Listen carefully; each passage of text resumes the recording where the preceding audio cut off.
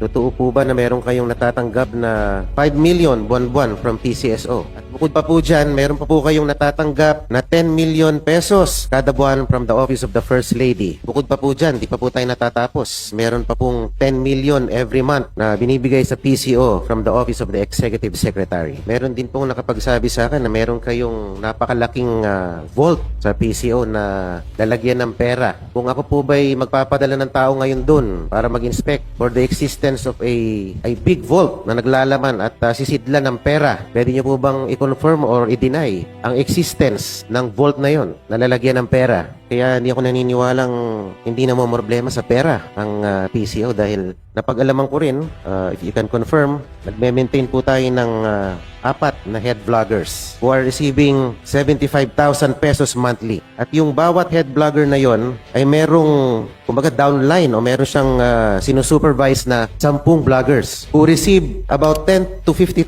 pesos allowance depende sa kanilang performance para kalabanin ang mga kritiko ng administrasyon.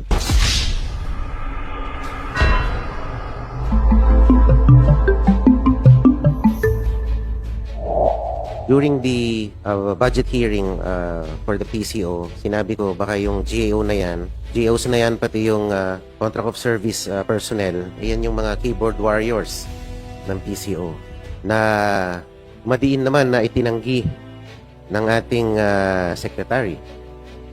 Pero ngayon ay nananatiling mahiwaga sa akin dahil sa aking paniniwala, itong mga job order na ito at mga contract of service ay ginagamit talaga na keyboard warriors para mag-react at mag-comment ng maganda sa mga social media platforms ng administrasyon. Madam Speaker, Your Honor, kahit tingnan niyo po ang budget ng PCO, wala po kayo makikita per line na ganyan po na for keyboard warriors.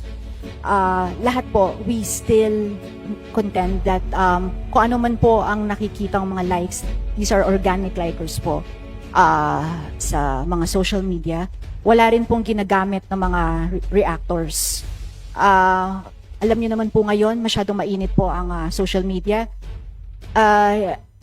Kung sa presidente po, sa PCO, marami pa rin naman pong masasabi akong loyalists or talagang nagmamahal po sa ating presidente at naniniwala po sa kanyang administrasyon. So, hindi po yun na mga likers po o mga parang reactors po na ginagamit.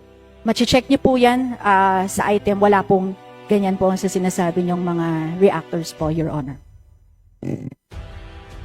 Kayo po ba'y sigurado dyan na